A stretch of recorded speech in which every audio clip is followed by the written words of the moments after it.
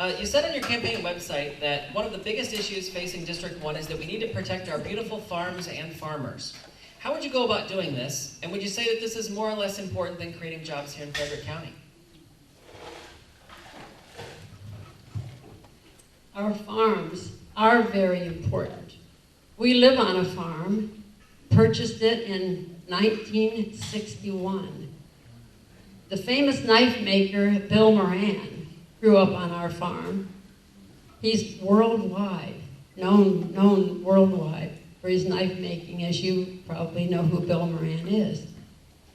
We milked 70 cows daily when we first bought the farm for about 5 years, and then we had sheep and goats. At one point we had 350 Hampshire sheep, and I'll tell you, sheep are wonderful animals. And then we had dairy goats, and the dairy goats are really have a good personality. I don't think you really understand, if you haven't lived on a farm, how important farming is. The president of Maryland Farm Bureau lives right here in the 1st Council District. And we're really pleased to have him here. And he has a wonderful farm. Our farms are very important, but I think we need jobs, so we need businesses to come here also, to hire the people living here in Frederick County, and that's what I will work toward. For our next round of questions, Mr. Donald, you've been quoted as saying growth should not be a burden on current taxpayers. Impact fees were put in place so that growth paid at least some of its own costs. But here in Brunswick, residents over the last year have raised concerns about the rising water rates that many believe have come from a system that continues to be burdened with the addition of new homes and new communities. How will you address these concerns in future planning with developers and with current residents?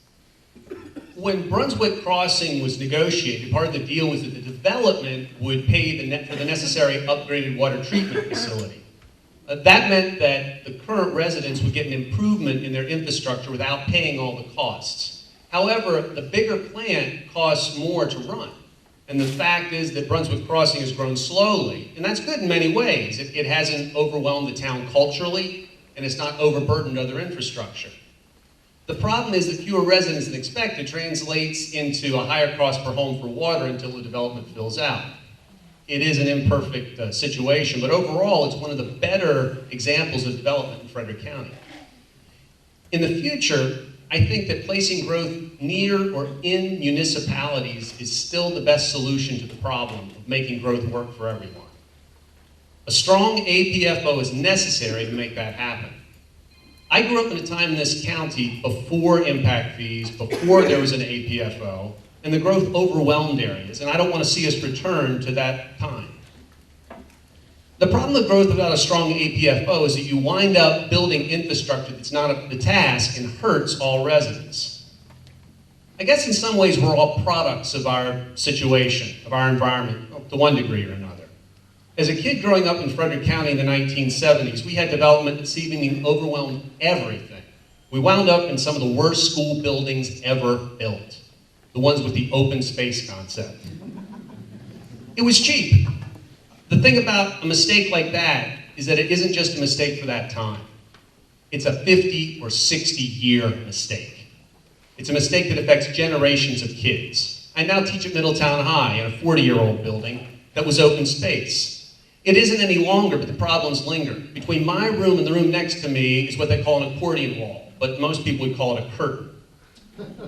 I spent many years teaching in a temporary portable classroom, and that's terrible too. I don't want to slide back to that. We need to keep our infrastructure up. We need to make development pay for itself. Thank you.